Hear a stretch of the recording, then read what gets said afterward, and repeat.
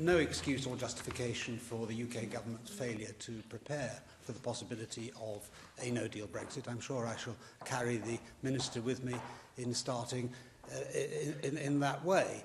We've had two and a half years to prepare for leaving the EU, and it's shocking that no real preparation has been done by the UK government, because this was always a possibility. I mean, Monsieur Barnier was reported in French magazine Le Point saying in 2016 that I shall have succeeded in my task if the final deal is so hard on the British that they'll end up preferring to stay.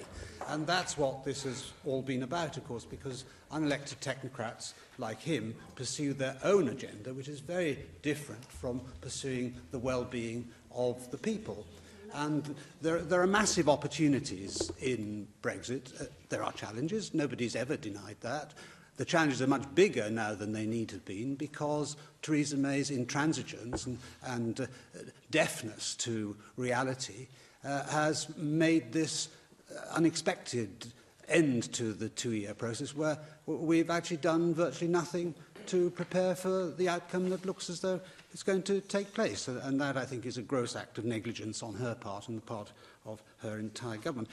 A moment ago, the Minister did speak of opportunities in public procurement, and I wonder why these statements that we're hearing this afternoon seem to offer no hope or optimism whatsoever in this process. Of course, these things are all a balance at the end of the day, and I've always accepted that leaving the EU in a transitional period, at any rate, is going to impose certain costs, but that the advantages in the medium to long term far outweigh those costs. And one of the opportunities which, for agriculture in particular, is opened up by Brexit was referred to by Andrew R.T. Davies. He mentioned only beef, but we have a massive deficit in our trade with the EU in most areas of produce, particularly livestock.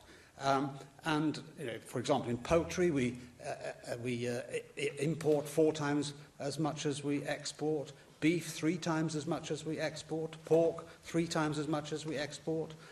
And even things like eggs, 24 times as much as we export is imported. So there are huge opportunities here for import substitution. And if the EU is so stupid as not to agree some kind of interim free trade arrangement which preserves the status quo in the short term without keeping us within the kind of governmental institutions like the single market and the customs union, then EU countries are going to face massive losses, not least the Irish Republic, as Andrew R.T. Davies referred to. 82% of their milk exports go to the UK and 49% of their beef.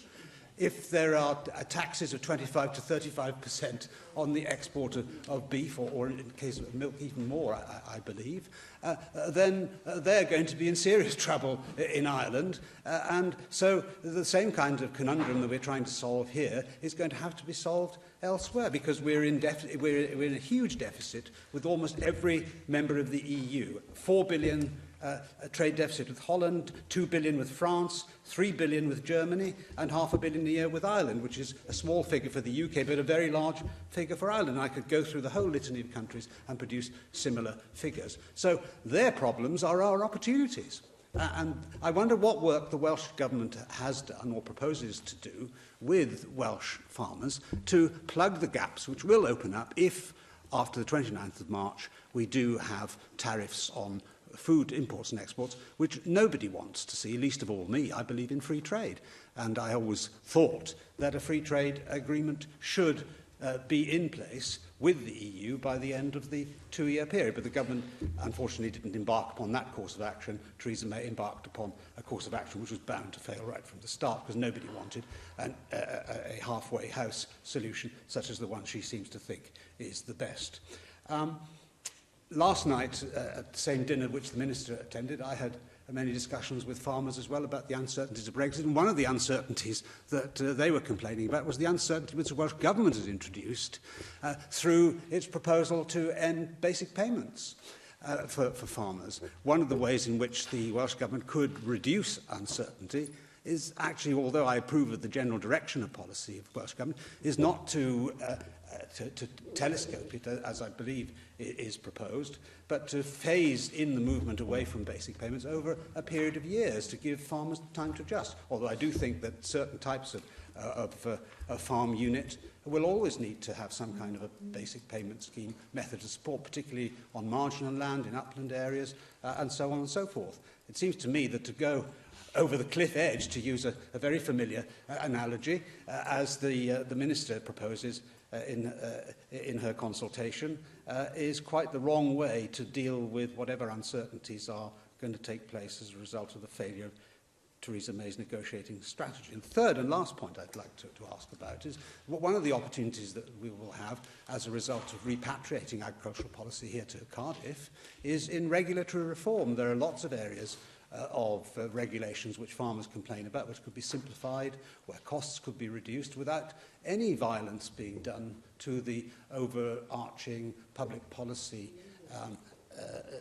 issues which most people would agree on in terms of environmental protections. The EU wants to ban glyphosate, for example, as a weed killer, and there is no more efficient form of weed killing which farmers could have glyphosate. It would be a big problem for many types of farmers if that's not available. In nitrate regulations, habitats regulations, there are all nuts and bolts kinds of alterations can be made to these forms of regulation, which will make farmers' lives easier and less costly. And that also helps to open up new opportunities, because, yes, if there are costs which will be imposed as a result of Brexit, there are also countervailing savings which can be made by having an agricultural policy which is tailor-made for the different topographical, climatic and cultural traditions of Wales. So what work is being done to look at the EU statute book, as it were, with a view to scaling down